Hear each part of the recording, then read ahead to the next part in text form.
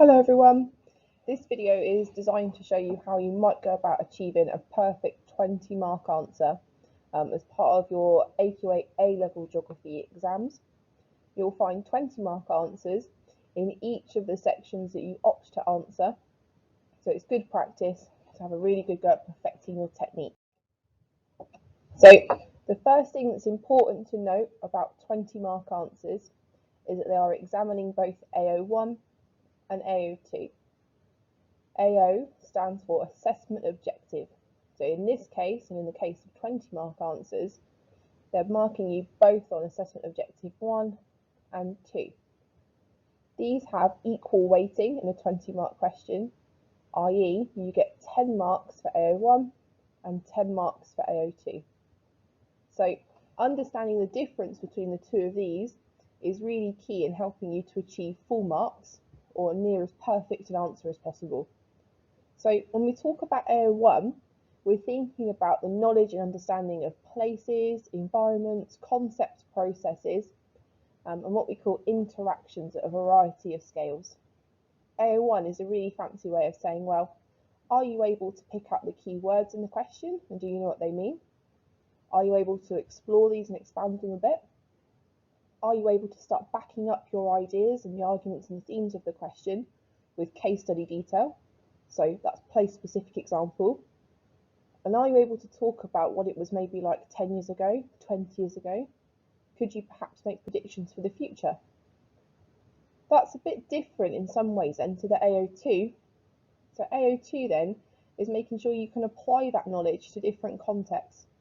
And you go a little bit above and beyond what you've done in AO1 already by starting to analyse and evaluate the information that you're given. So are you able to compare and contrast more than one place example would fall in as part of AO2? Are you able to analyse and evaluate and say, this is a strength because, this is a weakness because, overall this is or isn't effective? And obviously then a detailed conclusion forms part of that AO2 as well. So when we're marking and assessing a 20-mark answer, the mark scheme is broken down into 4 levels, and these levels go from level 1 right the way through to level 4. So a level 1 answer is often very limited and very basic. This is worth then between 1 and 5 marks. A level 2 answer starts to have some partial relevance and starts to maybe address some of the themes of the question, and this is normally marked between 6 and 10 marks. A level 3 answer is where your arguments start to become clearer, and this is marked between 11 and 15 marks, which means last but not least, a level 4 answer is always detailed and highly relevant, and therefore achieves 16 to full marks. So to achieve the highest levels on your 20-mark question, you need to address each element of the assessment criteria, so both the AO1 and the AO2. And this table on the screen shows you how you might go about breaking down the AO1 and the AO2. So it's important to know, and often when your 20-mark questions are marked, they're marked from the bottom of this table up. And in terms of putting together perfect paragraphs or assessing whether you think yourself you've achieved a perfect answer, the easiest way to do this is to work from the bottom of this table up.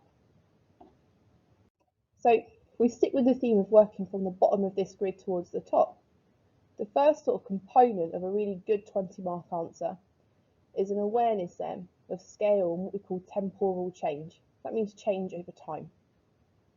So if this is a level 1 answer, it's likely there'll be little to no reference at all to what things may be like in the past, or what they could be like in the future.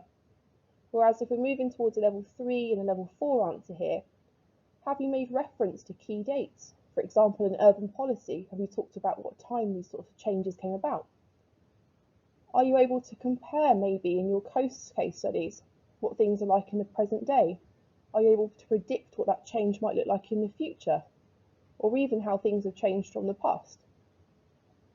Are you able to start thinking about categorising effects or consequences, or even management into short and long term?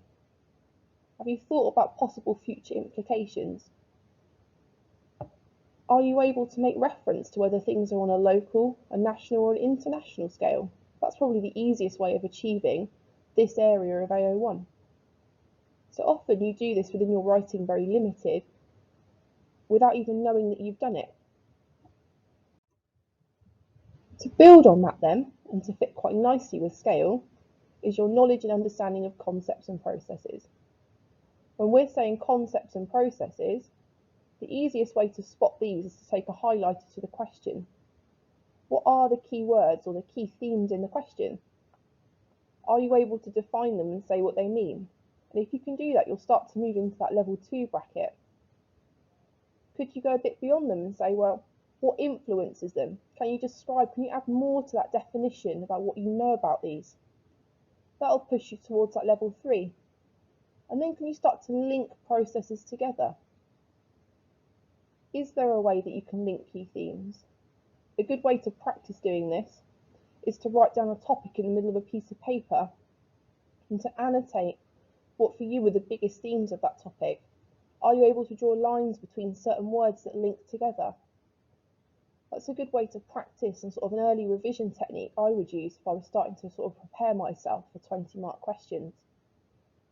So the big difference here with concepts and processes is that if you don't know them or you're struggling, you'll often find yourself in that level 1 and 2. If you go a bit beyond that and you're able to sort of talk about these clearly, you'll start to find yourself moving up the mark scheme.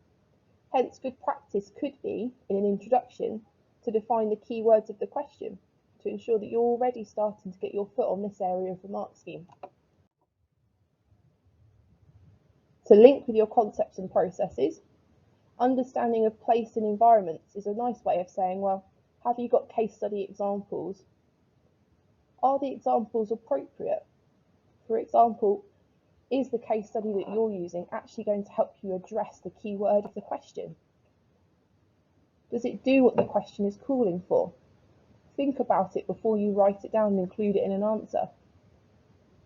Have you got specific case study detail? For example, in an earthquakes or volcanoes case study, can you name exactly how many people died? Do you know the magnitude? All those sorts of things help you to move up this mark scheme.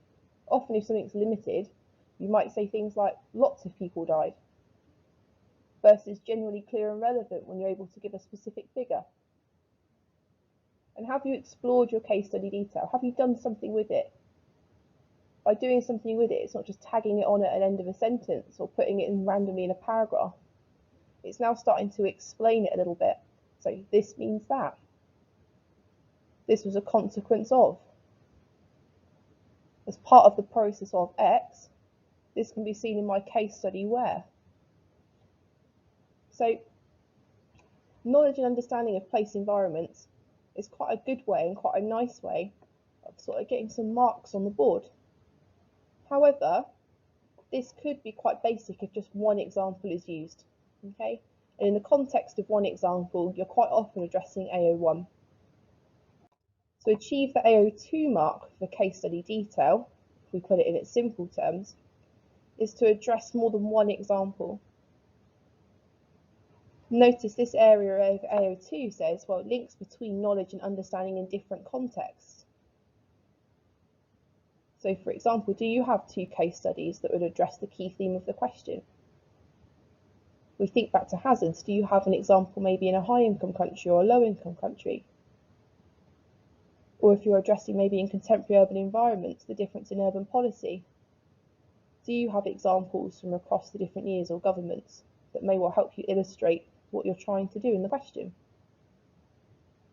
When you're thinking about your examples, are there any similarities or differences that you can draw out? Are you comparing and contrasting them and making links between them? And saying, well, on one hand, in case study X, this happened and this was significant, this was successful. Perhaps this was more successful than in this example, where this happened. However, it could be argued that in example X, this was perhaps better managed than example Y. And this is because all the time it's a bit like cooking a pancake and the fact that you need to continuously keep turning it. So when we say, well, have you thoroughly drawn these out and is it relevant? All the time, is it linking back to the question? Is it answering what you set out to do in your essay? And if not, stop and think, how can I put this back on track? Is there a better example that I could be using here? So, as great as it is to sort of compare and contrast our examples, what I've already started to touch upon in my explanations is saying, well, are we analysing? Are we evaluating? That's a bit like before when we were talking about similarities and differences. Are you able to compare and contrast these examples? Are they helping you in to what extent questions, say how far you agree with something? Are you able to take those points and build upon them? Are you exploring things like the key successes and failures? And then saying how these might help you come towards a judgment. For example, you might say something like, well, a key failure of example X was this. This was particularly significant because.